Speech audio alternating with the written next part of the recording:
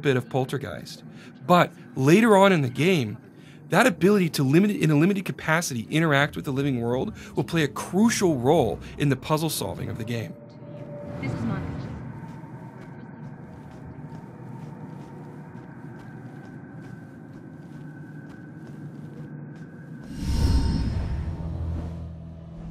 The Dusk is not a safe place. What you see here is the first of several demon types that the player will encounter over the course of the game.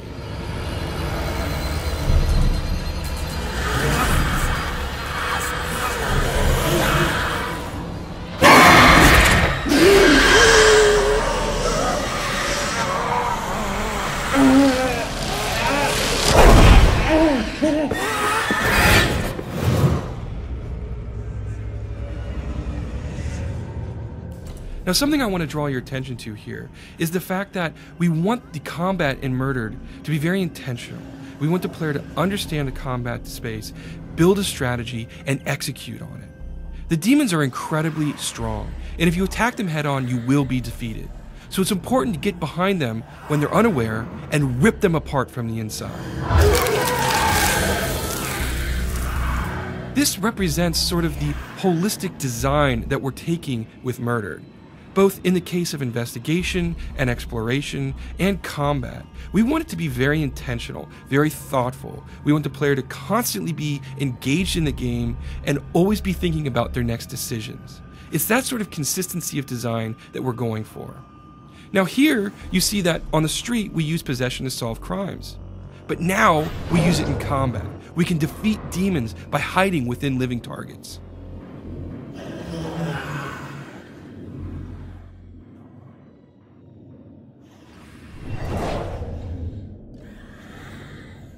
In addition to possession, the player can also use pass-through to get behind enemies, and hopefully get advantage of them when they're not expecting it.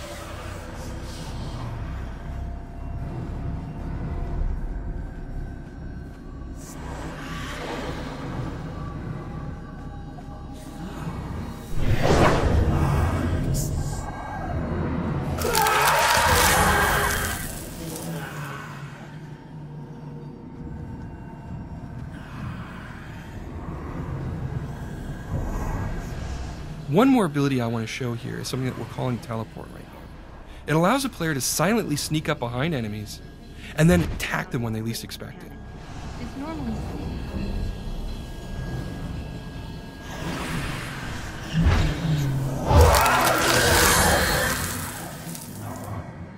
These three abilities are just the tip of the iceberg.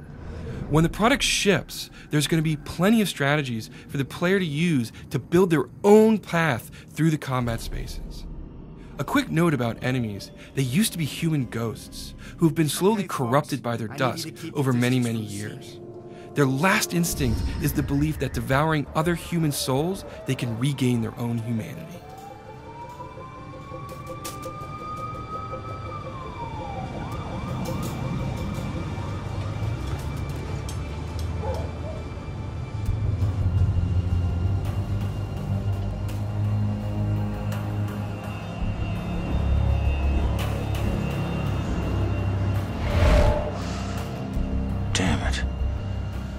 My mom gave me that gun.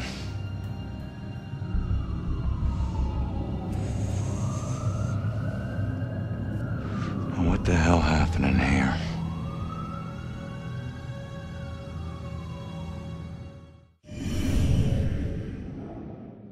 Now on the street, I showed you how possession can be used in a special way to gain advantage where a regular detective wouldn't be able to gain headway into a case. The player can do more than that, though. Here we have things called memory residues, and by revealing them, I actually bring a memory back into the investigation space. Now that it's here, I can investigate it and draw information from it. In this case, it's obviously the killer here, and he's looking for someone or something.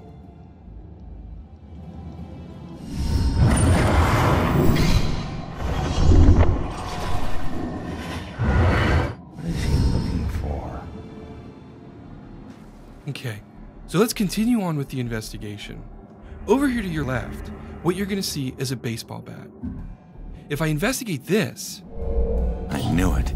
It's interesting because this is clearly a metal bat, but it was bent. And it was done recently because it's part of the crime scene.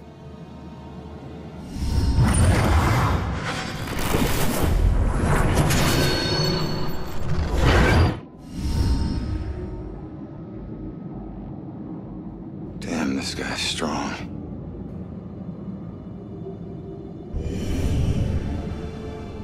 All right, so now I'm going to make my way over and continue investigating the apartment. On the other side of this living room, I'll see a broken window.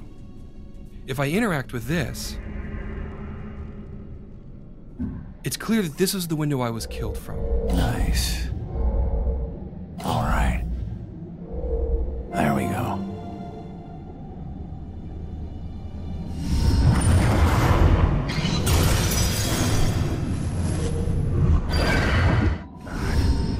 I didn't stand a freaking chance. We'll move into the bedroom now and continue the investigation. You'll see that there's another memory residue here, and if I reveal this one, I can see that there's a witness. Now, this witness is obviously watching the killer as he moves through the space. She's frightened, and so she's hiding from him, hoping he doesn't see her. Bingo. Nice.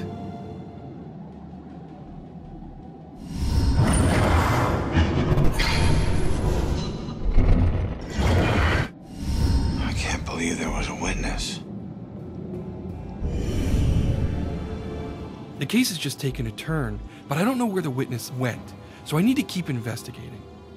If I move over here, I'll see a bulletin board, and if I interact with a photo on it, I'll get a psychic imprint from it, and this will give me new insight. Father, do you have anywhere that I could stay just for a little while? Oh, of course, dear. The church is always your to help. I think we have an old attic you can stay in, for as long as you like. The church isn't too far away. Should be enough evidence to put this together now. So now I have all the critical pieces of information. So let's complete this deduction. Now, on the street, I was asked to put the pieces together. But in this version of the deduction, I actually have to put the pieces of information in chronological order. In this instance, the eyewitness was here first, at which point the killer showed up. Ronan arrived, confronted him, but was overpowered and thrown out of the window. I knew it.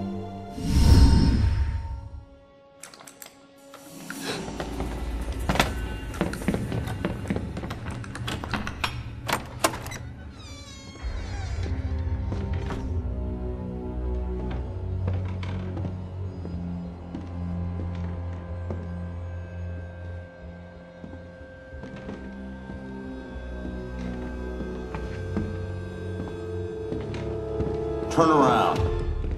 You're under arrest.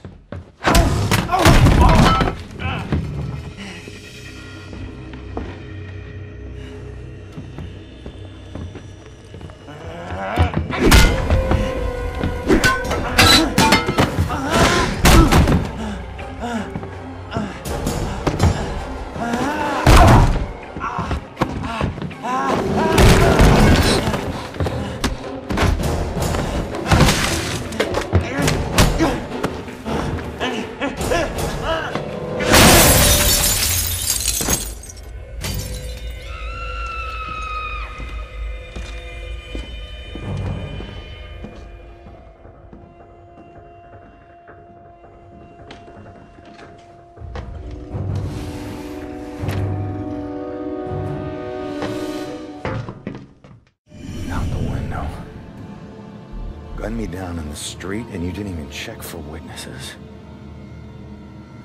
Like you're untouchable. That girl is my only lead. I need to find her.